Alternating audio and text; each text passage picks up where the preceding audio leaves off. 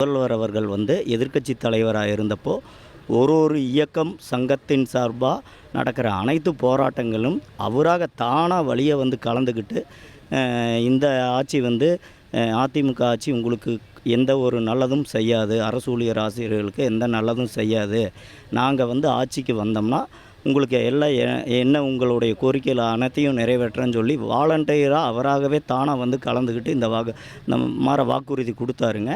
Plus இன்னொன்று என்ன சொன்னார்னா, இந்த மெயினாக வந்து நம்ம அப்போ வச்ச வாக்குறுதியும் அப்போ வச்ச கோரிக்கையும் பழைய பென்ஷன் வேணும் அப்படிங்கிறதா கோரிக்கை. அவர் அதுக்கும் வந்து என்ன சொன்னாருன்னா, இந்த மாதிரி வந்து நான் ஆட்சிக்கு வந்தேன்னா கண்டிப்பாக முதல் கையெழுத்து வந்து சிபிஎஸ் திட்டத்தை ரத்து செஞ்சு பழைய ஓய்வூதிய திட்டத்தை கொண்டு வர்றதுக்கான முதல் கையெழுத்து போடுவேன்னு சொன்னார். அவர் சொன்ன அந்த வாக்குறுதி வந்து அவருடைய தேர்தல் அறிக்கை 309ங்கிற நம்பரில் இருக்குதுங்க. அந்த அறிக்கையில் வந்து அவர் சொன்ன வாக்குறுதி இருக்குது. ஸோ அவர் சொன்னதை நாங்கள் கண்டிப்பாக நிறைவேற்றுவார். ஏன்னா வந்து இவருடைய அப்பாவான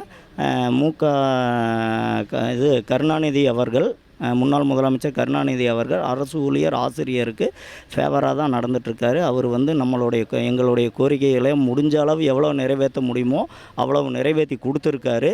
ஸோ இவரும் அவரையாட்டதான் இருப்பார் அப்படிங்கிற ஒரு நம்பிக்கையில் தான் நாங்களும் எங்களுடைய குடும்பத்தாரும் முழு நம்பிக்கையோடு இவர் செய்வாருங்கிற முழு நம்பிக்கையோடு நாங்கள் வந்து இவருக்கு ஓட்டு போட்டு இவரை வந்து ஆட்சி கட்டலில் அமர வச்சோம்.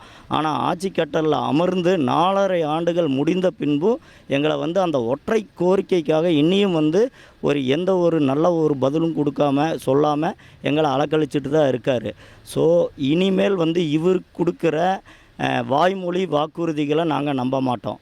எங்களுக்கு வந்து ஜியோ போடணும், பழைய சிபிஎஸ் ஒழிச்சு ரத்து செஞ்சு பழைய பென்ஷன் திட்டத்தை நிறைவேற்றுவோன்னு ஜியோ வந்தால் மட்டும்தான் இவரை நம்புவோம். மற்றபடி இவர் வாய்மொழியாக கொடுக்குற எந்த வாக்குறுதியும் நம்ப மாட்டோம்.